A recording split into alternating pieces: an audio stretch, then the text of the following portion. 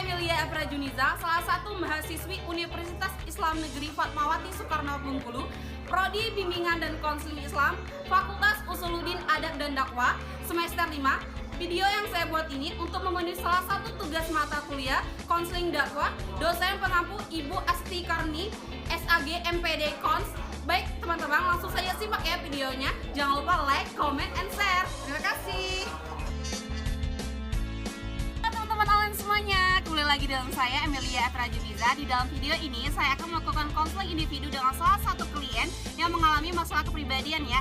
Nah teman-teman online, apakah kalian sudah tahu apa sih konseling individu itu? Nah di sini saya akan memperjelas lagi ya teman-teman. Konseling individu atau konseling per orang itu merupakan layanan konseling yang diselenggarakan oleh seorang konselor terhadap seorang klien dalam rangka untuk mengatasi masalah yang dihadapi klien. Nah konseling ini dilakukan yang secara tatap muka ya, antara klien dan konselor, membahas berbagai hal tentang masalah yang dialami oleh seorang klien ya.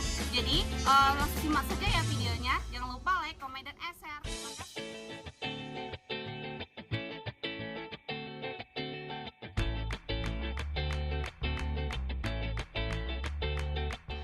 Halo teman-teman semuanya, ini merupakan salah satu cuplikan video saat saya melakukan konseling individu. Di sini klien saya mengalami permasalahan insecure. Langsung saja simak ya videonya.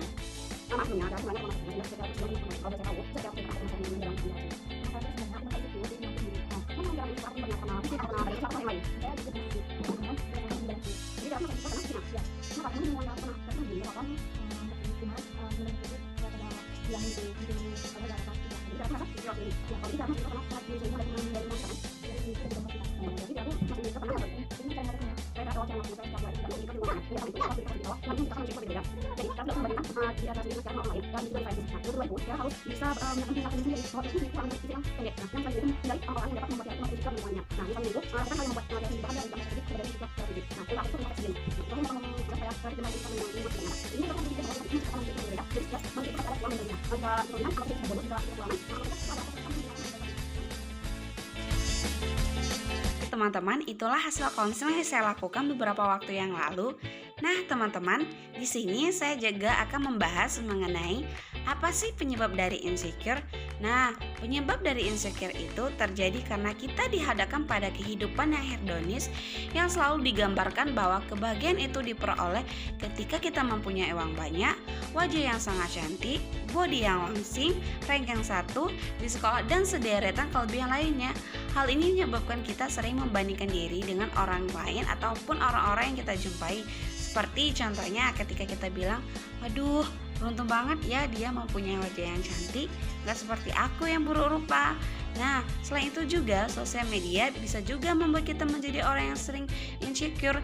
Dengan medsos dapat membuat parah gejala insecure, karena setiap kita membuka medsos yang ada hanyalah orang yang pamer sok eksis dengan muka yang penuh make up, muka yang sangat mulus, tas yang branded, dan hal yang lainnya.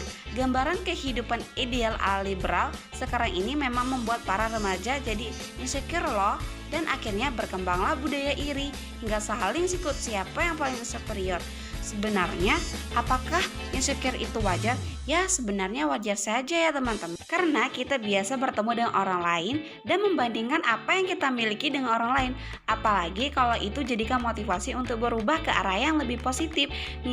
Misalnya ketika kita melihat teman orangnya tertutup dengan sempurna, akhlaknya baik, pemikirannya cerdas, dan apalagi saat berdakwah ngomongnya lancar banget, dibandingkan kita cuma bisa rebahan saja, jadinya termotivasi deh untuk belajar dan berubah. Apakah insecure itu berbahaya? Ya tentu berbahaya sekali ya teman-teman. Kalau kita merasa lebih buruk dari orang lain, lalu memutuskan untuk bersembunyi dari peradaban dan tidak melakukan apapun, sering mengutuk diri dan gampang menyerah. Selain itu juga insecure bisa bikin kita menjadi down banget loh, dan tidak bersyukur terhadap nikmat yang Allah berikan. Gak bersyukur dengan rupa yang Allah berikan, mengabaikan kelebihan kita yang lain, hingga sanggup menolak kebenaran dari Allah SWT. Ngeri banget ya teman-teman, bisa menyebabkan kita terjatuh di lembah kekufuran juga loh. Aduh, kalau begini ceritanya bisa runyam deh masa depan generasi muda. Baik teman-teman, selanjutnya kita akan membahas bagaimana sih supaya kita bisa mengatasi insecure. Nah, sebenarnya mudah sekali loh. Yang pertama itu teman-teman, kita kurangi banding-bandingkan diri dengan orang lain. Kalau dalam hal ketaatan kepada Allah, sah-sah saja ya. Tapi kalau masalah penampilan, udah biarin aja ya teman-teman. Karena Allah memandangmu lebih mulia dengan keimananmu. Yang kedua, kontrol penggunaan medsos kita. Penyebab insecure terlalu banyak pakai medsos untuk hal-hal yang tak berguna seperti nge-eksis dan suka pamer. Tetapi kita bisa alihkan penggunaan medsos untuk belajar dan menyebarkan dakwah Islam. Yang ketiga, belajar dan terus belajar ya teman-teman. Sibukkan diri kita dengan belajar ilmu Islam. Biasanya orang yang insecure itu karena banyak bengong, nggak ngapa-ngapain alias mageran. Dengan banyak belajar, maka selain menyibukkan otak untuk berpikir ilmu baru, maka kita akan menyadari bahwa masih banyak hal yang belum kita lakukan dan belum kita lakukan dalam Islam. Jangankan insecure, ngurusin amalan kita yang gak seberapa aja dan persoal umat udah bikin kita sibuk dan gak sempat insecure jadinya. Intinya jangan pernah merasa insecure ya teman-teman. Di hadapan Allah Subhanahu wa taala kita wajib merasa lemah, tapi di hadapan manusia jangan sekali merasa lemah. Karena di mata Allah tidak ada perbedaan di antara manusia, baik itu dari sisi ras, warna kulit ataupun penampilan fisik. Yang penting di mata Allah ialah ketakwaannya. Seperti halnya itu, Allah tidak memandang rupa dan hartamu, tetapi memandang hati dan amalmu. Hadis riwayat Muslim. Kemudian itu Allah berfirman di dalam surah Ali Imran ayat 139 bahwasanya janganlah kamu merasa rendah dan bersedih karena kamu adalah orang-orang yang paling tinggi derajatnya jika kamu beriman. Nah, jangan sampai waktu kita kosong untuk bengong apalagi mengutuk diri, tapi kewajiban dan kesunahan masih banyak yang belum terlaksanakan. Semoga menjadikan kita menjadi orang-orang yang produktif dalam beriman, insya Allah lebih mulia di sisinya Allah. Sekian, terima kasih.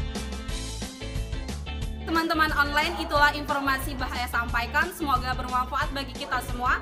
Jika ada salah kata, saya mohon maaf dan saya akhiri. Wassalamualaikum.